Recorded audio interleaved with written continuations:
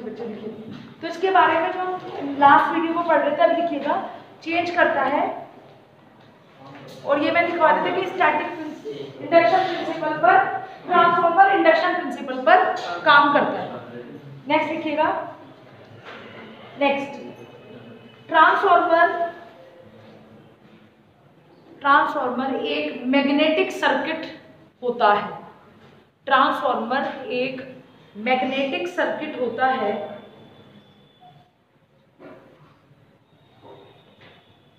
Next point, इसमें दो coils, primary winding और सेकेंडरी वाइंडिंग, इसमें दो वाइंडिंग्स प्राइमरी वाइंडिंग और सेकेंडरी वाइंडिंग होती है। इसमें दो वाइंडिंग प्राइमरी और सेकेंडरी वाइंडिंग्स होती है। Next point, primary winding source से और सेकेंडरी वाइंडिंग लोड से कनेक्टेड होती है।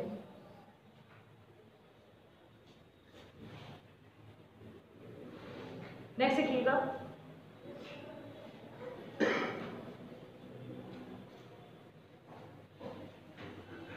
देखिएगा,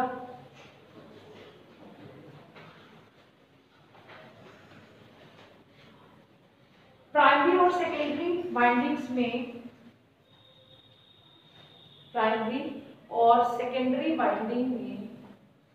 फ्लक्स लिंकेज होने के कारण, लीकेज नहीं,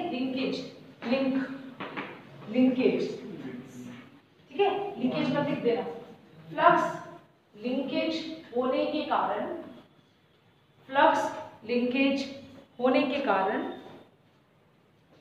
कारण प्राइमरी कॉइल से या वाइंडिंग से, प्राइमरी कॉइल से सेकेंडरी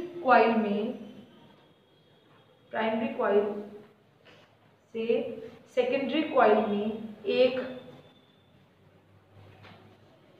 ईएमएफ इंड्यूस्ड होता है, एक विद्युत वाहक बल प्रेरित होता है। ठीक है, एक विद्युत वाहक बल प्रेरित होता है।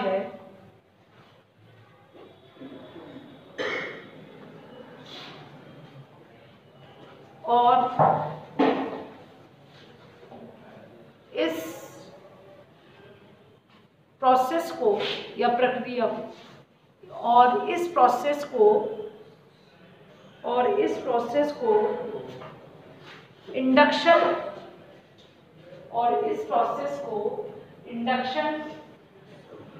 कहते हैं, और इस प्रोसेस को प्रेरण या इंडक्शन कहते हैं, जो किसके बीच में होता है? दो कॉइल्स के बीच में। ठीक है, नेक्स्ट लिखिएगा,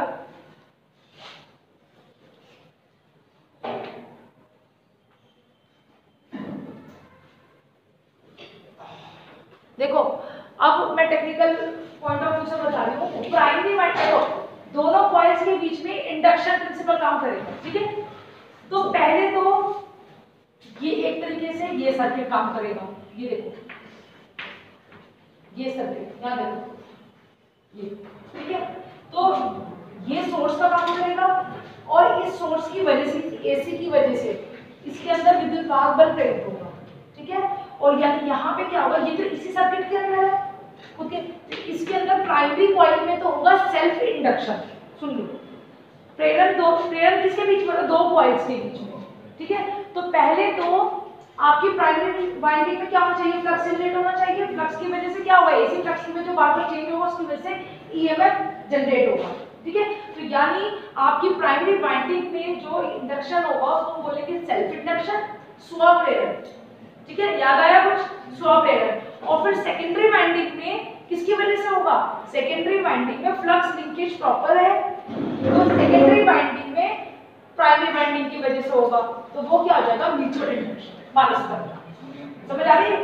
पहले तो इस वजह से, पहले तो जो मैंने इसको कहा, तो सोर्स से तो ये कनेक्ट है ना मेन से, तो इसको मैंने बताया था इसे खुद के सर्किट के अंदर, तो सेल्फ इंडक्शन। अब इसने कहा कि मैं दूसरों को भी बताऊंगा पारस्परिक, तो उसको बोलेंगे म्यूचुअल इंडक्शन। तो प्राइमरी वाइंडिंग में जो इंडक्शन हुआ वो क्या हुआ, सेल्फ इंडक्शन। जहां कॉइल है, जहां चुंबकीय पाथ है, वहां पे तो इंडक्शन प्रेरक होगा ही होगा। वो प्रेरक फिर आगे दो टाइप का होता है, स्वप्रेरक और अनन्य प्रेरक। ठीक है, इसको हम सेल्फ इंडक्शन या म्यूचुअल इंडक्शन बोलते हैं। सेल्फ इंडक्शन अपने ही सर्किट में होता है, और अगर आप दूसरी कॉइल को, दूसरे मैग्नेटिक सर्किट को उस सेल्फ इंडक्शन जहां पे हो रहा है वहां उसके पास में लेके आओगे, तो वो क्या करेगा, उसमें भी चुंबकीय पाथ क्या करेगा, बना। समझ आ गई मेरी बात? तो यानी वहां पे भी विद्युत वाहक बल क्या हो जाएगा, प्रेरित हो जाएगा। ठीक है, यानी इसका फ्लक्स वहां पे प्रवाहित होना शुरू हो जाएगा। समझ आ गई मेरी बात? तो सर्किट के अंदर प्राइमरी वाइंडिंग के अंदर क्या है, सेल्फ इंडक्शन होता है, और सेकेंडरी वाइंडिंग में क्या होता है, म्यूचुअल इंडक्शन। समझ आ गई मेरी बात? क्लियर है या नहीं? इसे अपनी लाइन में लिख लो, जैसे भी लिखना है जल्दी लिखो। देखिए मैं एक बार बोल रही हूँ, सुन लीजिए। एसी फ्लक्स के कारण पहले प्राइमरी कॉइल में सेल्फ इंडक्शन होता है, और फिर दूसरी कॉइल में क्या होता है, म्यूचुअल इंडक्शन। ठीक है,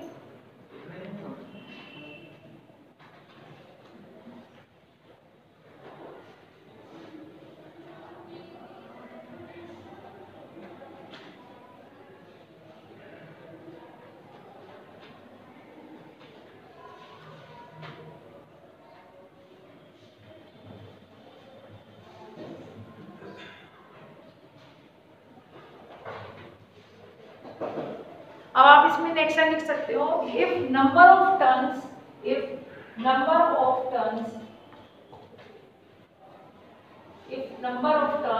of primary winding, if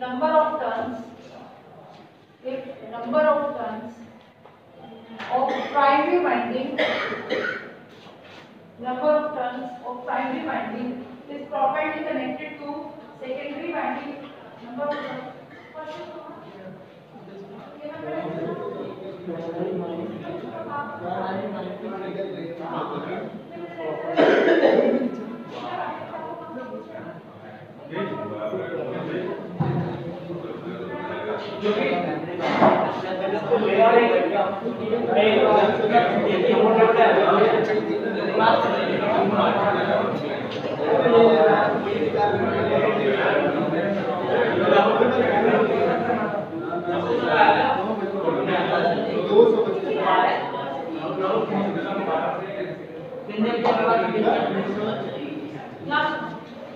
अगर number of turns primary winding और सेकेंडरी वाइंडिंग के इक्वल है और वो प्रॉपर्ली लिंकेज है, ठीक है, तो आपकी input voltage exactly output voltage के बिल्कुल output voltage exactly input voltage के बराबर होगी।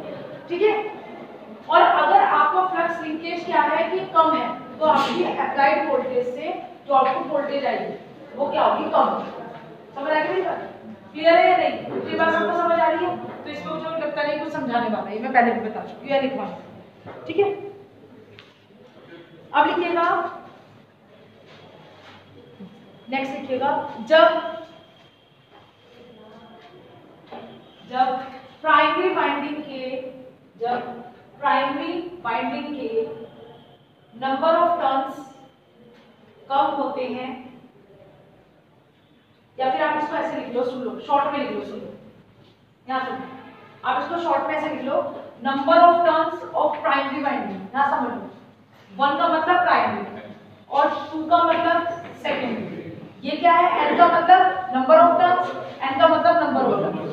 जब n1 is greater than n2, यानी नंबर ऑफ टर्न्स n1 के ज्यादा है और n2 के कम है, तो अभी वोल्टेज भी कहाँ मिलेगी, यहाँ पे ज्यादा होगी, इनपुट वोल्टेज तो ज्यादा होगी और आउटपुट वोल्टेज ज्यादा होगी। आपको इनपुट वोल्टेज ज्यादा होगी और आउटपुट वोल्टेज कम होगी, यानी कम होगी, तो ये क्या हो गया, स्टेप डाउन।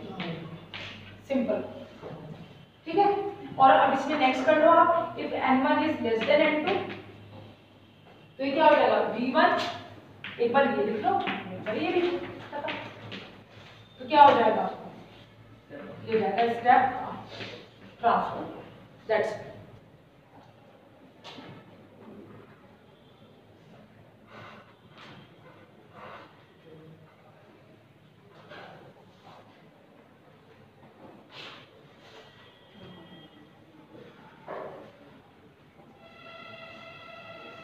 मेरी एक क्वेश्चन और सुन लो, फिर कंस्ट्रक्शन नेक्स्ट हो, ठीक है। जो बेसिक था वो अब नहीं पढ़ेगा, उसके बाद में ट्रांसफार्मर की वर्किंग समझनी है, वो कैसे काम करता है, पूरा जो बड़ा ट्रांसफार्मर आप रखे हुए देखते हो वो सब कुछ आपको पढ़ना है। अब यहाँ बेसिक ये है कि मैंने एसी की पूरी कहानी बता दी कि कैसे काम करे क्या करे। अब कहानी ये आती है कि क्या अगर आपसे क्वेश्चन पूछा जाए कि क्या ट्रांसफार्मर जो है वो डीसी पे काम नहीं कर सकता, अगर मतलब आप डीसी करोगे तो क्या क्या इफेक्ट आएगा। क्वेश्चन ये है कि ट्रांसफार्मर जो है वो डीसी पे काम क्यों नहीं करता, ठीक है। तो ट्रांसफार्मर डीसी पे इसलिए काम नहीं करता क्योंकि ट्रांसफार्मर जो है, जो डीसी है, जो डीसी है, डीसी आपकी क्या है, डायरेक्ट करंट है जिसमें फ्रीक्वेंसी होती नहीं है। जब फ्रीक्वेंसी नहीं होती है तो क्या होगा कि जब आप प्राइमरी कॉइल से ये आपका सपोज डीसी है, ठीक है, ये डीसी सोर्स है, आपने डीसी कनेक्ट कर दिया। ये डीसी क्या करेगा, कुछ ना कुछ तो इनपुट दे रहा है, ईएमएफ तो जनरेट कर देगा क्योंकि इलेक्ट्रोमोटिव फोर्स तो इसमें भी है ना। तो ये क्या करेगा, इसमें फ्लक्स तो उत्पन्न होगा सेकेंडरी वाइंडिंग में, लेकिन क्योंकि आपका जो फ्लक्स है वो किसकी वजह से जनरेट हुआ है, डीसी की वजह से।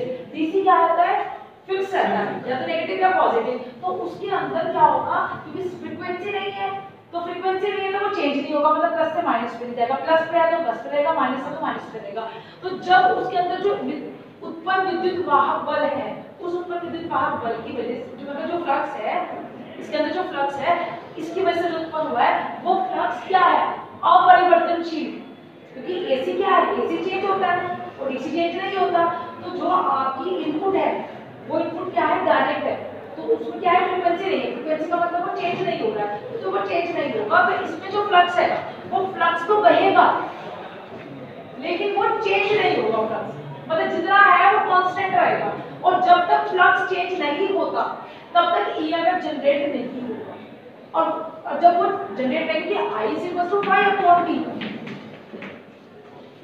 ठीक है, चेंज नहीं हो रहा है, फिक्स है। हमें क्या चाहिए, ये चाहिए। अब ये फ्लक्स चेंज हो ही नहीं सकता क्योंकि आपका डीसी है, आपका सोर्स ही डीसी है, ठीक है। तो उस वजह से सेकेंडरी वाइंडिंग में कोई भी ईएमएफ जनरेट नहीं हो पाएगा। सिर्फ उसमें क्या होगा, इसके अंदर सेल्फ इंडक्शन तो होगा लेकिन म्यूचुअल इंडक्शन नहीं होगा क्योंकि वो फ्लक्स नहीं बढ़ और घट रहा है, ठीक है। जब तक वो बढ़ेगा घटेगा नहीं तब तक वहां पे क्या नहीं होगा, ईएमएफ जनरेट नहीं होगा। और यानी कुछ समय के बाद ही जो ट्रांसफार्मर है वो जल जाएगा। क्यों, क्योंकि डीसी आपने कनेक्ट कर दी तो यहाँ पे क्या होता रहेगा, वो कॉइल जो है आपकी वो गर्म होती रहेगी क्योंकि करंट, जितनी करंट इसे चाहिए इसे तो पास करनी चाहिए ना, वो क्या कर रहा है, वो वहीं पे फ्लो करे चले जा रही है, फ्लो करे चले जा रही है। तो वहां पे क्या होगा कि मैक्सिमम करंट फ्लो करने की वजह से, मैक्सिमम करंट फ्लो करने की वजह से जो कॉइल है वो बहुत ज्यादा देर काम न करके, गर्म करके, ज्यादा गर्म होकर वो डिस्ट्रॉय हो जाएगी। तो यानी आपको वहां पे हानि ही नहीं, लॉसिंग डीसी को समझ आ गई बात, डन है, ठीक है। अब नेक्स्ट जो टॉपिक अब हमारा होगा नेक्स्ट में वो होगा कंस्ट्रक्शन, ठीक है। चलो मॉर्निंग में क्लास चलेगी ना जी मैम, 10, हाँ मैं वही तो बता रही हूँ, ठीक।